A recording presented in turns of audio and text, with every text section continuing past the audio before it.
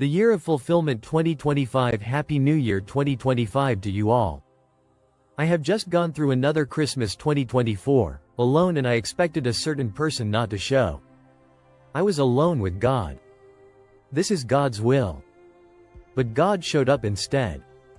I was asking God for a word for the new year of 2025 and felt I must continue to shine and fight the good fight of faith. I heard God say that 2025 is a year of fulfillment. War those prophetic promises. There is an evil spirit at work trying to make you go backwards. Don't go back. Go forward into an unknown future with God. Even if you don't know where you are going, keep walking. God shows you one step at a time. His word is a lamp unto your feet. Psalm chapter 119 verse 105 says, "Your word is a lamp for my feet, a light on my path." Therefore, keep moving and taking those steps. Fulfillment. This Christmas, I prayed for a prophetic word for myself as I felt excited for the coming year, 2025, and felt very strongly that this was a year of manifestation, that it would be a year of fulfillment in all aspects.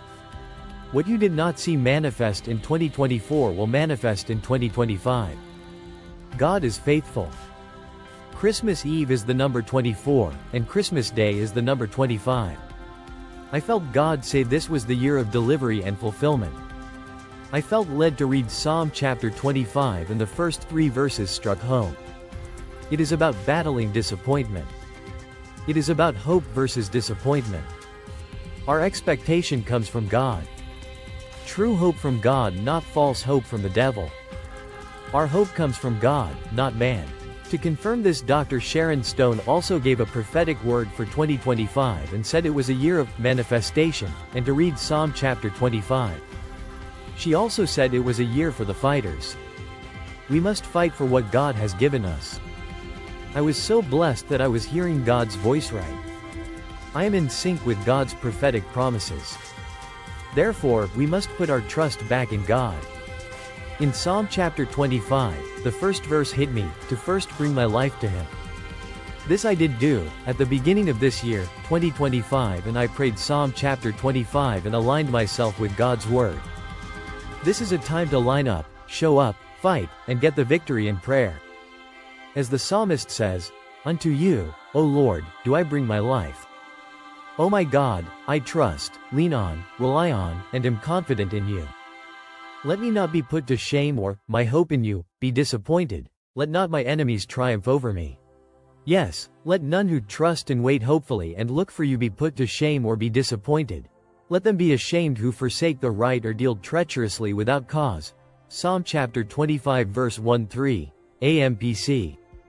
Expectation. Your expectation must come from God, and that is what Satan is battling. He is attacking your faith in God, but this is the year that God comes through and is right on time. Your hope must be in God alone for this manifestation of the miracle to happen. Take your eyes off what you see in the natural realm, that is not manifesting yet. You will not be disappointed this year or put to shame. No, your enemies who have forsaken the right will, and those who have dealt treacherously with you will be ashamed, or hopefully convicted and converted to Christ. You will not be disappointed. The prodigals are coming home.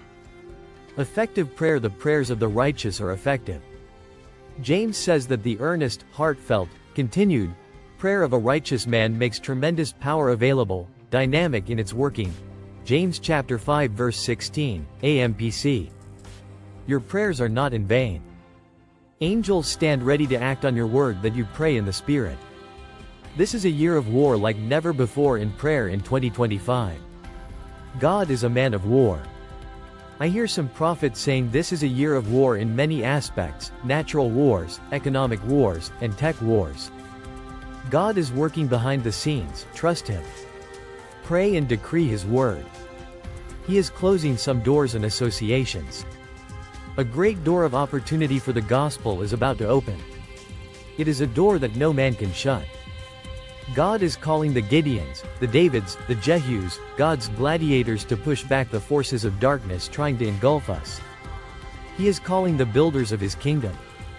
As I write, raging fires have broken out in Los Angeles, City of Angels, California, and many wealthy celebrity homes have been burned to the ground. Some 12,000 structures have already been destroyed as well as whole communities.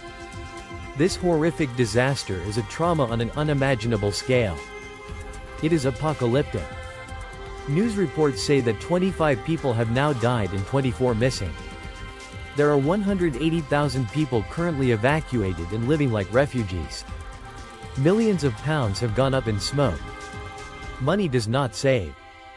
Praying for rain and divine intervention to extinguish the fires. This fire is not God's judgment as some are apt to think. No, this is the work of evil and a result of evil rulers worshipping Satan in high places. Can it affect the weather? Yes, of course. Baal is also known as the storm god. But God's prophets can also pray for the weather. The prophet Elijah earnestly prayed for it not to rain. See James chapter 5 verse 17. No rain fell on the land for 3.5 years. Then he prayed for it to rain again. James chapter 5 verse 18. And only then, the heavens supplied rain. His prayers were effective because he was a righteous man before God. California has also had an unusual spell of excessive dry heat in January.